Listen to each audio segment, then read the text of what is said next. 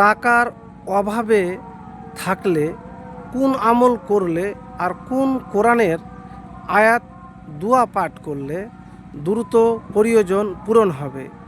প্রিয় ভাইরা আমার, যখন টাকার খুব দরকার, খুব সংকটে আছেন, একটি আমলের কথা বলবো।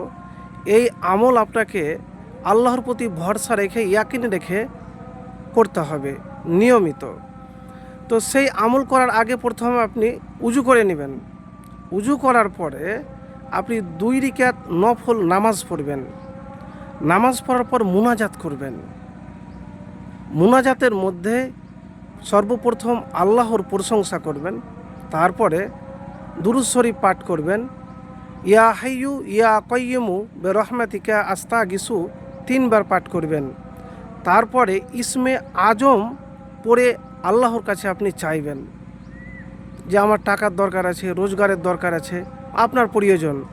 তো ইসমে আজম হলো আল্লাহুম্মা ইন্নী আসআলুকা বিআন্নী আশহাদু আন্নাকা আনতাল্লাহু লা ইলাহা ইল্লা আনতাল আহাদুস সামাদুল্লাযী লাম ইয়ালিদ ওয়া লাম ইউলাদ ওয়া লাম ইয়াকুল লাহু কুফুওয়ান আহাদ।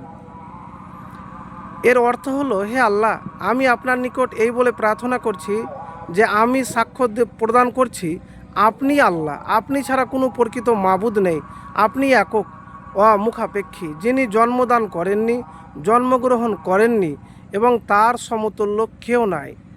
রাসূলুল্লাহ সাল্লাল্লাহু আলাইহি ওয়াসাল্লাম বলেন যে ইসমে আজম পড়ে আল্লাহর কাছে চায়, দোয়া করে, প্রার্থনা করে, যে আল্লাহর কাছে এই ইসমে আজম পড়ে চায়, যে নাম ধরে ডাকলে তিনি সাড়া দেন, আর যে নাম ধরে চাইলে তিনি প্রদান করেন। তো এই ইসমে আজম পড়ে নেবেন একবার, তারপরে আপনি আল্লাহর কাছে চাইবেন। দেখেন এই আমলটি করে, আপনার যে খুব টাকার প্রয়োজন, খুব সংকটে আছেন, ইনশাআল্লাহ আপনার দ্রুত প্রয়োজন পূরণ হয়ে যাবে। প্রিয় ভাইরা আমার, একটি আয়াত প্রত্যেক নামাজের পরে ওয়ারজুকনা ওয়া আনতা খয়রুর রাজিকিন 11 বার করে পড়বেন, বা আপনি যতবার পারবেন, বা পবিত্র অবস্থায় সব সময় আপনি পাঠ করবেন ওয়ারজুকনা ওয়া আনতা খয়রুর রাজিকিন। প্রিয় ভাইরা আমার, এভাবে যদি আপনি আল্লাহর কাছে চাইতে পারেন, ভরসা কিন্তু থাকা লাগবে। ভরসা না থাকলে কিন্তু আমল কবুল হবে না। আর আপনাকে পাক পবিত্র হতে হবে, পাপাচার থেকে দূরে থাকতে হবে।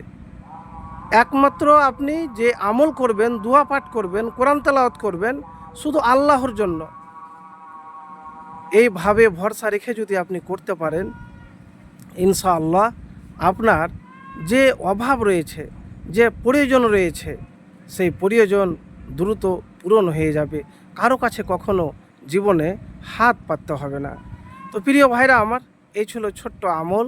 এই আমলটি একবার করে দেখুন, আপনার অভাবে, টাকার সংকটে ইনশাআল্লাহ দ্রুত ফলাফল পাবেন। কোন সময়ে করবেন এই আমল?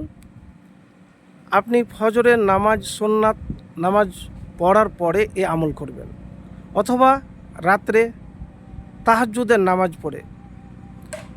এটাও যদি আপনি না পারেন, তাহলে আজানের পরে আপনি এই আমল করবেন।